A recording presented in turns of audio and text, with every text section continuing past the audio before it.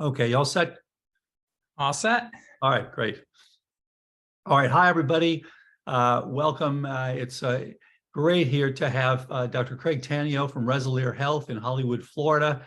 Always great to talk to Craig, and he's done such a fantastic job and had some wonderful results. And I just thought it would be helpful to all of us to hear about some of his techniques, some of his tips for best outcomes for patients with cognitive decline.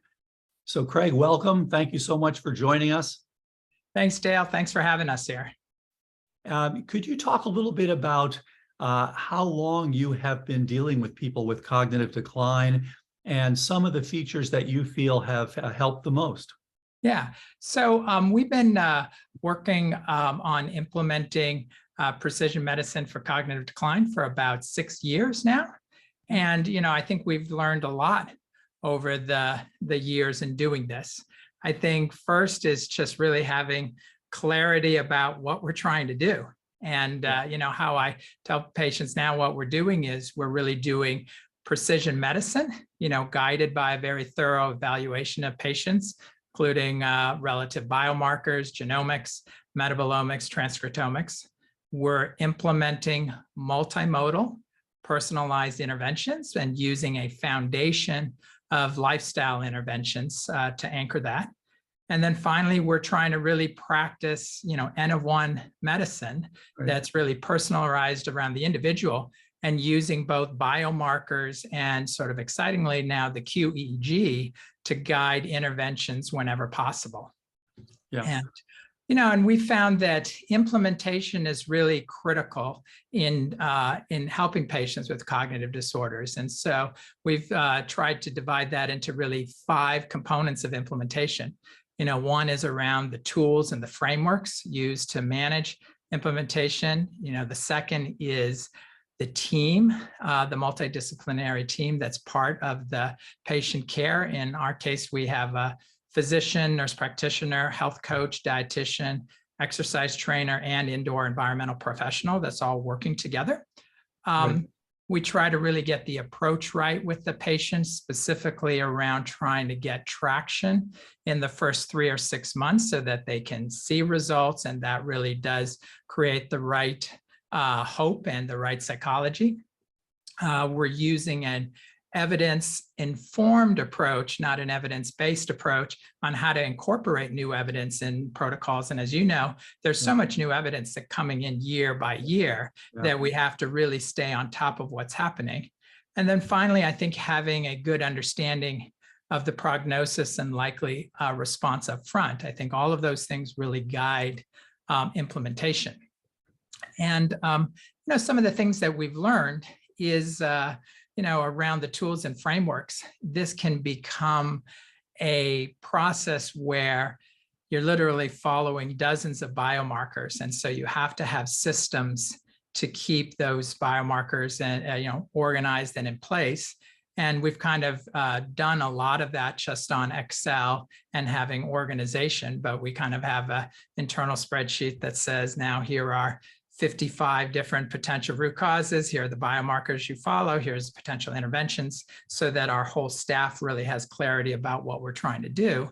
And then we've kind of have a view of how easy it is to do certain things, how expensive it is, and where the benefit is, and to really try to sequence these things and so that the patients get the optimal care. And so, some of the lessons we've learned is that getting the treatment of trophic factors and getting the lifestyle up front is really critical to really hold off of treatment of toxins and infections until later, but also understand what the patients can do. And so it's really key to not overload the patients, and everybody's coming from a different place.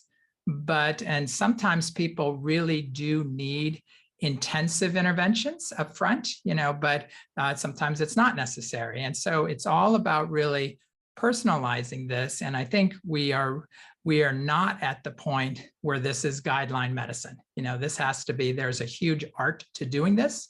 I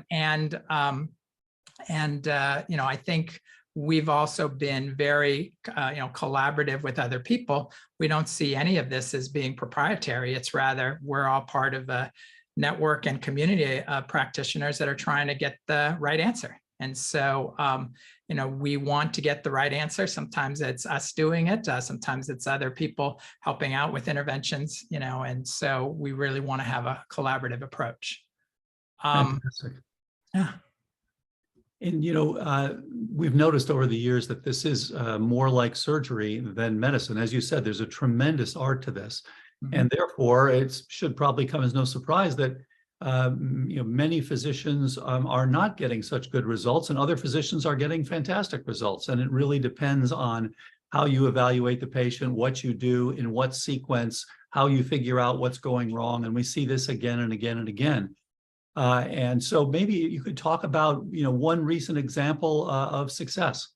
Okay, absolutely. So I think this is a case, where this is somebody who really, taught us how much neuroplasticity is achievable.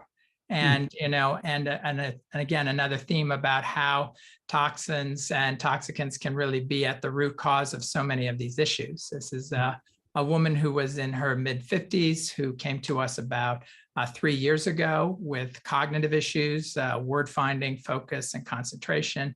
She had multiple symptoms. Her MSQ was in the 150s. She had a lot of limbic system and gut issues, very bad sleep, headaches, and joint inflammation in her hands and wrists. She did have a history of having breast implants for about 25 years and had a redo about 5 years ago where there was no problem with leakage or encapsulation. And then when we evaluated her, we found that she was ApoE 3 and 4. She had really elevated innate immune system markers across the board. Her neuroquant showed significant atrophy. Sort of her cortical gray was in the 3rd percentile. And then her cognitive testing, her CNS vitals was in the 15th percentile, and attention was in the 4th percentile. And we did sort of advanced toxicant testing, a company in Germany called IGL. And what's unique about them is you're actually able to test for the silicone in the breast implants, which most of the US toxins testing doesn't allow you to do. And so she had very strong high T cell reactivity against multiple silicones, plus chemicals, metals, and molds. And so they were sort of there all across the board. Yeah.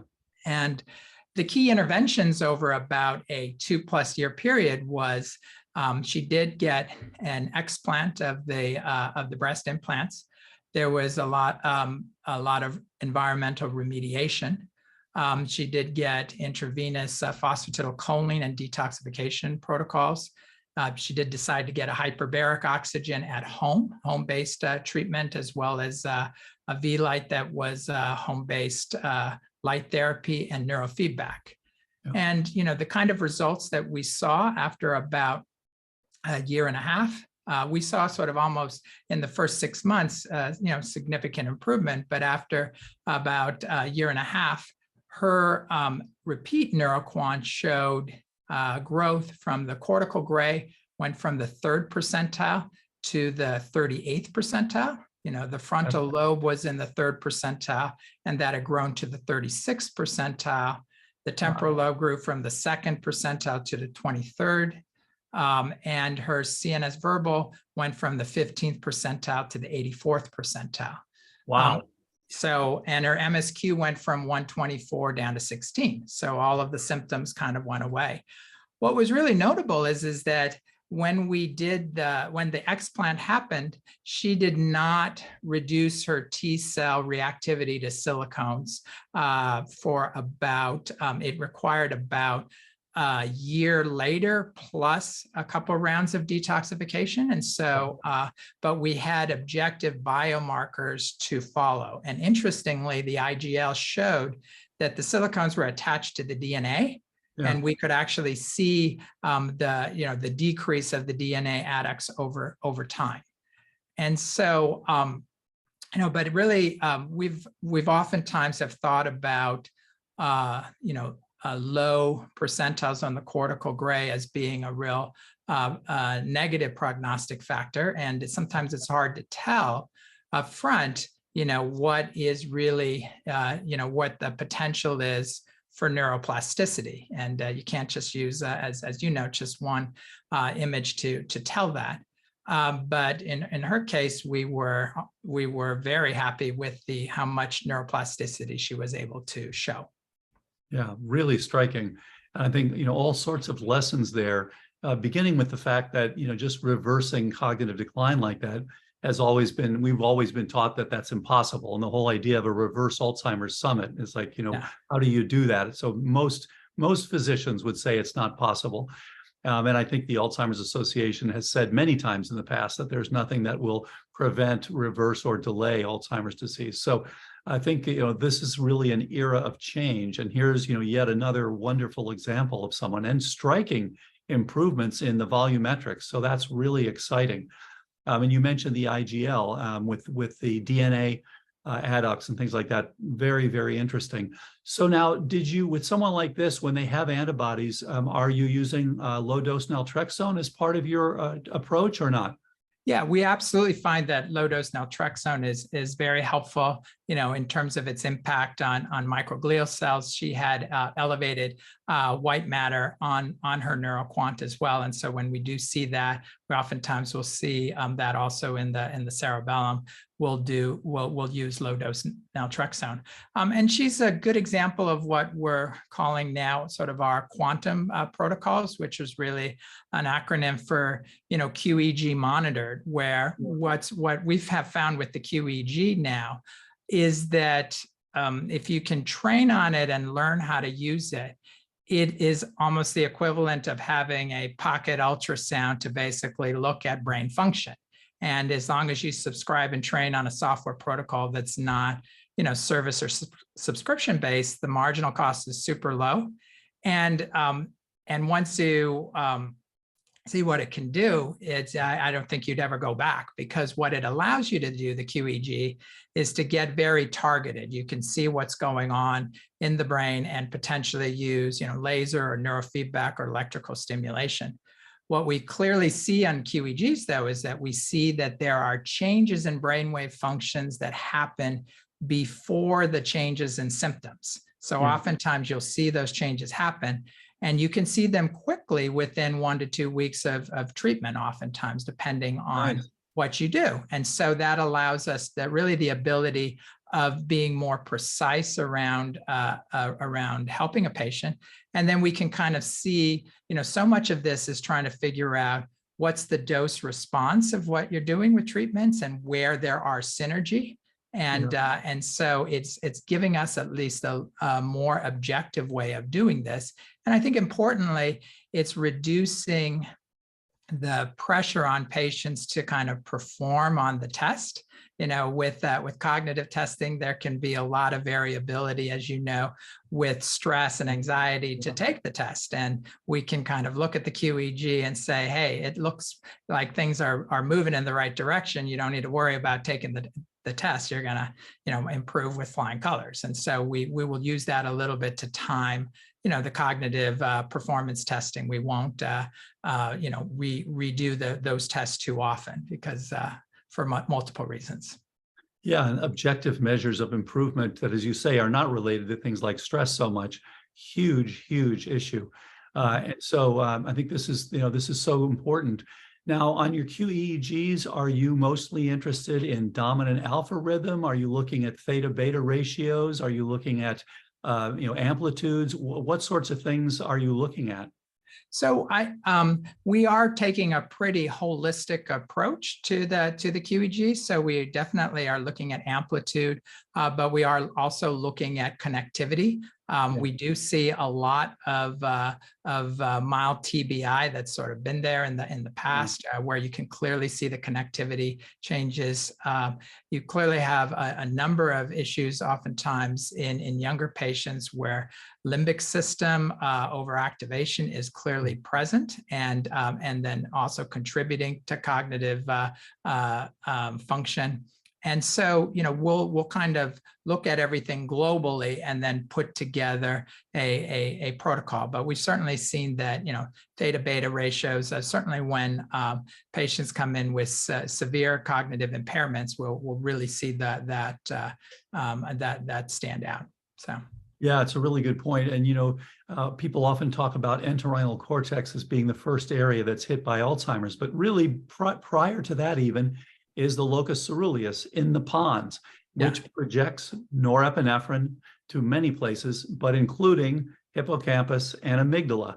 So really about, it's about memory and it's about stress. And so many of these people, as you know, relatively early on will become somewhat passive and kind of be looking at the spouse to get answers and things like that, that they're not quite as engaged. And as they start to get better, it's one of the most common things I hear. The spouse will say, wow, he or she is so much more engaged than they were before, just, interacting with us better. Yeah, and part of the art is to figure out, I think, over time, these neuromodulatory approaches, how they work with, cellular health. And so, for example, what's really ideal about neurofeedback is it's very hard to do harm to the patient because for the most part, they're training their own brain and we're giving them the information and how to do that.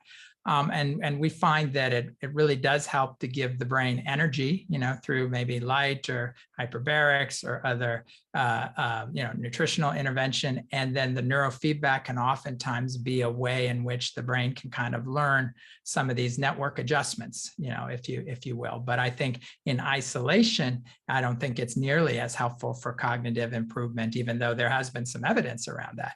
And so one of the exciting things here is to figure out where are the synergies with different treatments. Yeah, very, very interesting. Then I wanted to talk to you about one of your patients recently, because it relates very much to an old story. So way back, this is 40 years ago now, when I was finishing up neurology at UCSF, a Nobel laureate came to UCSF specifically looking for a neurologist, a young neurologist who had just completed training. So he spoke to several of us and very interesting. I ended up going and visiting this guy at his home and talking to him. It turned out that his wife had unfortunately developed corticobasal degeneration. And at first they didn't know what the diagnosis was. This is to some extent, as you know, Parkinson's-like syndrome in some people.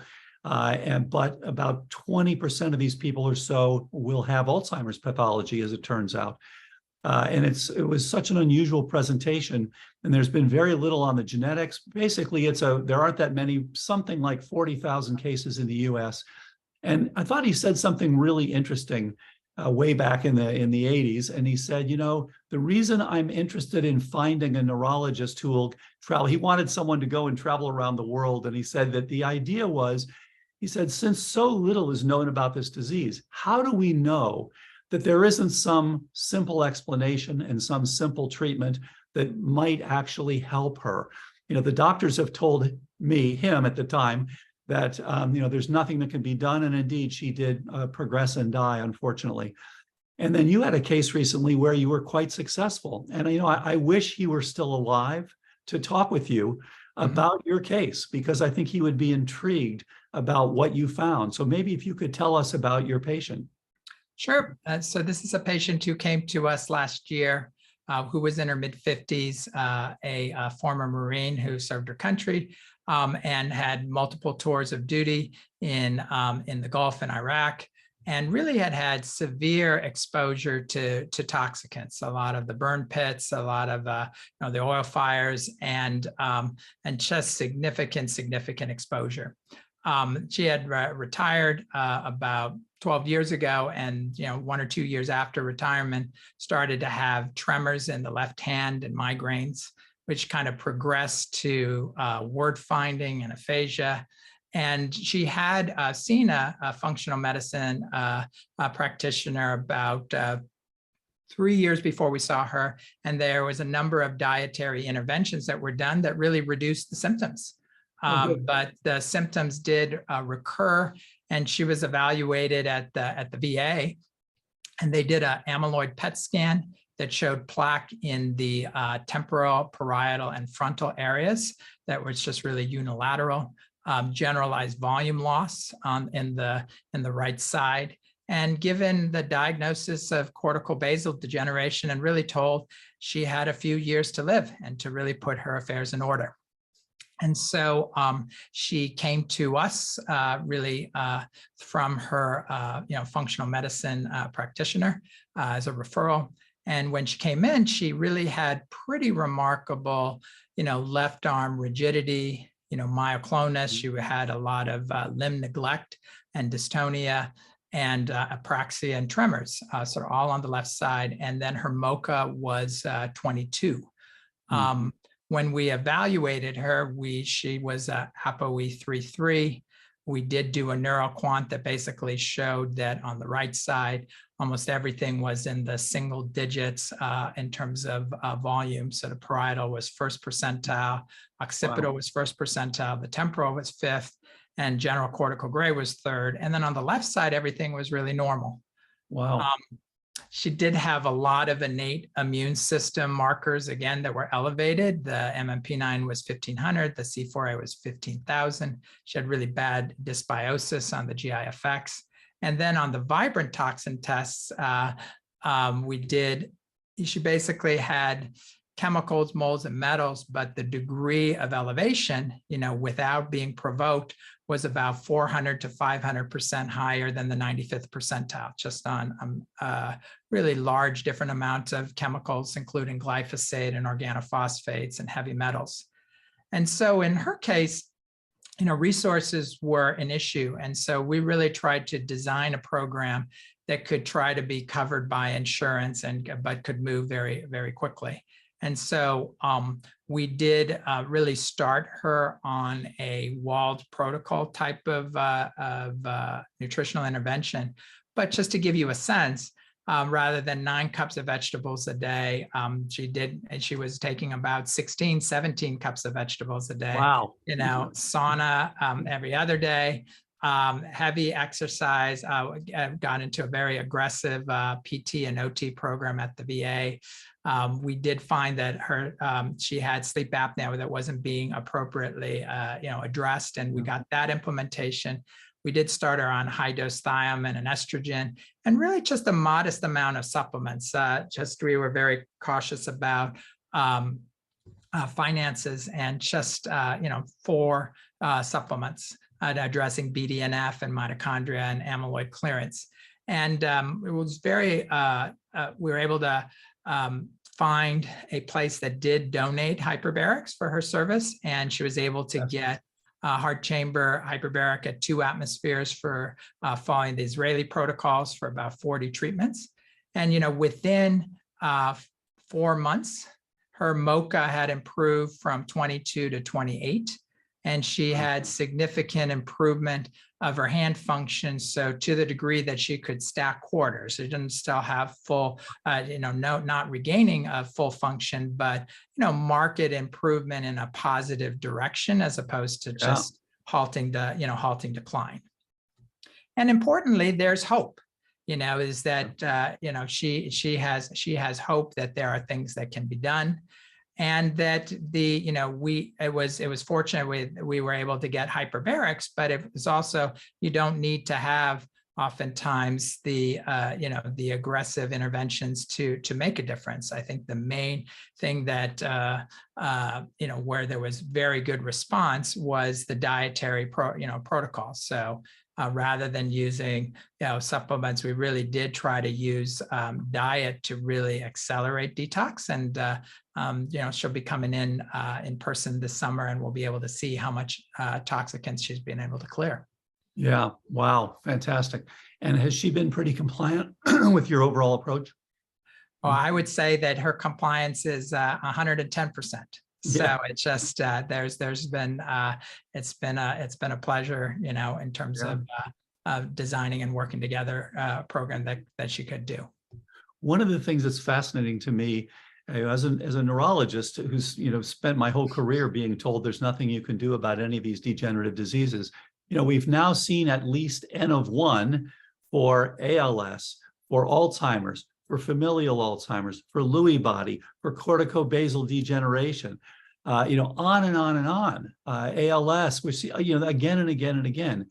We're seeing, of course, with Terry Wall's work, wonderful results with MS as well. So all these diseases that have been very difficult to treat. we're starting to see hope, and we're starting to see, real breakthroughs. If you look at the right place, you can really see, and for many of these people, what's driving the problem, and you can really get at it and ultimately help these people. So this is such exciting news because, again, so many people are just told, as she was, that it's hopeless and get your affairs in order because things are only going to go in a single direction. So congratulations. That is truly, truly exciting. I wanted to ask specifics about the hyperbaric, because some people use this, some people don't. I know you've used this extensively. Now, with the Israeli group, they like the idea that you give some hyperbaric, and of course, they argued that it could only be hard shell, that it shouldn't be soft shell. And then they argued that you should have about 5 minutes where you do, as they point out, relative hypoxia. You're not going below atmospheric, but you're bringing them back just for a few minutes. And their argument was you get two different positive outcomes, one from the extra oxygen and the other one then from the secretion of trophic factors that occurs when you start to come back down. So how do you do this when you do your treatments?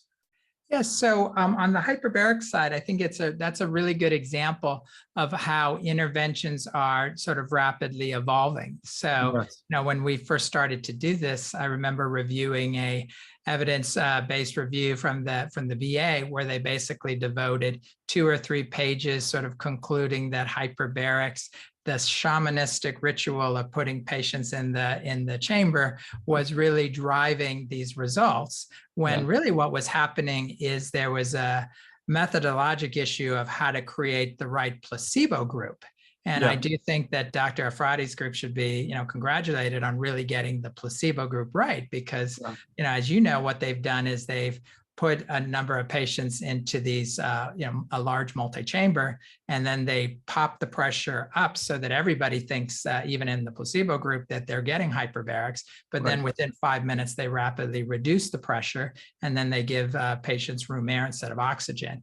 And because the placebo group is very strong, I think their methodology now is convincingly showing the difference. What we've seen over time with hyperbarics is if there is a lot of inflammation, especially with patients with a lot of mast cell or potentially mold-related inflammation, or even COVID now related inflammation, they can be very sensitive to pressure. And so we've seen a number of patients sort of come from, hyperbaric protocols where they're almost sort of automatically put to 2 atmospheres and come with really, adverse side effects. And so what we'll do is we'll start low at 1.3 atmospheres if need be, and then and move it up. And because the data moved in that direction, we initially were doing, 1.3, 1.5 atmospheres. We now have chambers that will go up to 2.2 atmospheres, but, down to 1.2 or 1.3. So we'll get the pressure that's right for the patient. The arguments that the Israelis make around the hyperoxia and hypoxia phenomena makes sense, though nobody has studied, if you stay at that pressure and you compare one versus the other, it's not been randomized. But we use that protocol because it's relatively straightforward to do. We have a chamber that's not full of oxygen, but rather the patients are breathing 100% oxygen through a mask. And so it's easier for them to do the air brake. But that's because our chambers are really designed for neurologic symptoms rather than generalized wound healing. But we have seen, as in the first case, if sometimes patients can afford the hard chamber, and the soft chamber can be a relatively cost-effective option. But our advice is always to try to get that at 1.5 atmospheres if you can, so that there can be some more flexibility. I do think there's a little bit more data around 1.5 atmospheres for neurologic than 1.3. So. Yeah, very, very interesting. Okay, and have you begun to use any of the new blood tests yet? Things like phospho-tau 181 and precivity, C2N, that sort of thing. Have you begun to use any of those as markers? Yeah, so we started hearing about that from you over the fall, and so we've been starting to use those. Probably not enough yet to have a good sense of the right use, certainly, chronologically to see. But, for example, where I think this could be very exciting is I think that when we look at how powerful autophagy can really be as an intervention, I think we're very, very excited to essentially look at some of those markers and see what happens if we really try to dial up the autophagy, lever, potentially with more prolonged fasting, and that in patients who can handle that, what would be the impact on some of these misfolded proteins. And I think that will really be, become a standard of care as soon as we can get reliability from the labs that, we kind of understand the natural variability and the confidence intervals of the testing. Yeah, exactly. So, one of the interesting things that's come out of all this is we're all seeing now it's absolutely possible to make people better. It's happening all the time. We're hearing all these wonderful stories, but making it more practical, simplifying it, and making it less costly is, a goal that we'd all like to see. We'd all like to see this that's completely reimbursable. It's easy to do, et cetera. And I know you've taken some wonderful steps in that direction. Do you work a lot with health coaches to help with this or not? No, we have a health coach as part of our practice, and I absolutely think that using health coaches is going to be a critical way to lower the cost. As we, I talk about some of what we do to a group of, residents yearly, and one of the immediate, feedback is, well, this is really expensive. I'm like, well, how does that compare to monoclonal antibodies? And it's like, oh, well, monoclonals are more expensive. But I'm confident that as we get to the proof of concept in some of these trials, that there's an ability to take half the cost out, if not more, but it just has to be done, step by step, if you will. And then the real key thing is as we get to patients earlier and earlier, which is really the desired outcome, it will be cheaper and cheaper to be able to intervene, and so I think a good way of potentially doing this is, is probably working with some of the physician groups that have more independence in making decision making. So you see that certainly down here in South Florida, there are a number of physician groups that take full risk with Medicare that have more leeway in terms of making clinically guided, benefit decisions. And I think that, after the clinical trial, that could be a great way to start to, get this covered by insurance, is, make a deal to say, hey, for a fixed amount X, we'll get the most cost-effective set of interventions. But there's still a lot of work to do to disaggregate what is what really makes a difference. And in my clinical experience, that when you intervene early, there's you can really get to a pretty cost-effective intervention. But if you're coming late, it's definitely going to elevate the the cost to intervene, which makes sense in general with disease. So absolutely, and it's so common with chronic illness. And of course, people don't, as you pointed out, they don't think about the cost of the monoclonal antibodies because they think, well, Medicare is going to cover that. Right. And of course, the pharmaceutical companies will do everything in their power to lean on the Medicare services. The recent claim from the head of Lilly was, we're going to get this covered, one way or the other. We think they'll do it, wink, wink. So we need to find ways for them to cover things that are actually much more effective and much less expensive. And the same story, of course, with nursing homes. My argument has been that all these policies that were sold on long-term care, this should be used instead of just watching people going into nursing homes and dying. There's so much more that can be done ahead of time to keep them out and to keep them doing very, very well. Well, I think one of the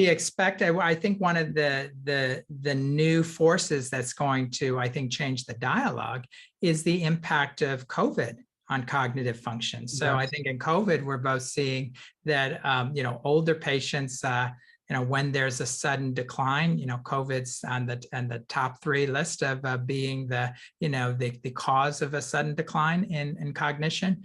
but there's an increasing number of people in their 30s and 40s and even 20s who are having cognitive impairment as a result of COVID and its attendant complications. And when you just think about that purely from an economist perspective, that getting multimodal interventions right is going to be the way out of this. I don't suspect there's going to be a easy sort of single shot approach to helping people out of this. It's going to be the same principles that are being done for older adults will apply absolutely to younger adults, and the same abnormalities we're seeing in the innate immune system. There's an overlap, but there's certainly overlapping common mechanisms that can be solved through the approach that you first started to articulate a decade ago.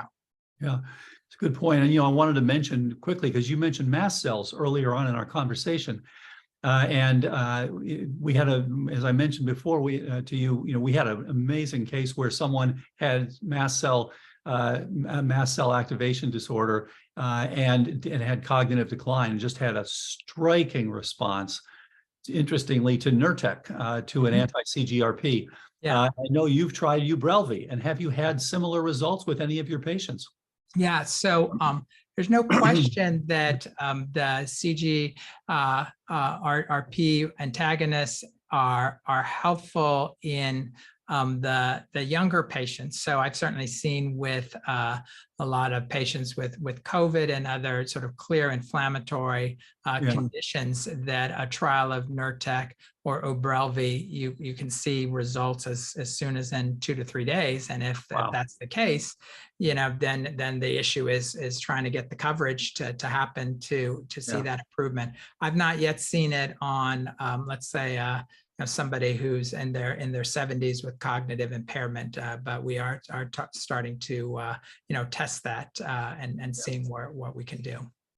Yeah, I think it's interesting because it just shows that of the many contributors that we can all see, that's one that we shouldn't miss, and certainly is one that may be active. And of course, I don't know what's going to turn out to be 0.1% of the patients or 50% of the patients. Yeah. But certainly seeing the one that responded so well made me sit up and take notice that, okay, let's not miss that particular one. So and also where the COVID intersection happens, another good example is just with Natokinase. So we're kind of clearly seeing that it has benefit in long COVID, that it has cellular activity against spike protein in the lab. But as we went into it deeper, and I had not known this a year ago, that there's some very compelling cohort data and from China. And it's not randomized, but it's very good sort of year or two data that shows that when you are at high dose Natokinase, so above 10,000 FUs, you're able to decrease both coronary and carotid plaque by 30%. Wow. And so that signal to noise ratio is tremendous. Statins, high dose statins are only in the single digit range. And so if you have an intervention that is very safe, that's actually able to improve, vascular flow and reduce plaque, that's going to be tremendous in a whole set of interventions. So, and you've not had any problem with bleeding complications with that? We have not had any major bleeding complications with using Natokinase or lumbrokinase. I mean, we're always sort of careful to start the dose low and then to kind of go up slow. And but not seen any major problem whatsoever compared to, let's say, like using Eliquis or something that's pharmaceutical that's going after the same pathway. Wow, very, very interesting. Okay, thanks, Craig. And then finally, could you talk a little bit about the upcoming trial? Of course, you are one of 6 sites, Hollywood, Florida, along with Nashville and Cleveland and Sacramento and Oakland and San Francisco. And I'd love to hear more about what's the plan for the upcoming trial? Okay. Well, the plan for the upcoming trial is we are actively looking for patients and excited to enroll patients in the trial.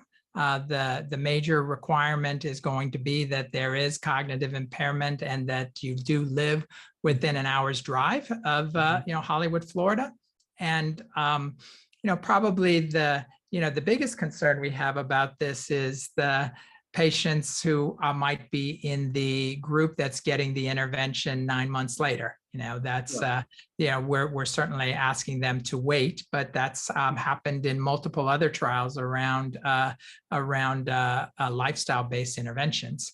And the team that we've put together on site is going to be the team that's implementing this. And we've been very excited to get this going and feel like this is critical to kind of show the research community that there is a strong signal from these interventions and that it holds up when we look at it compared to a control.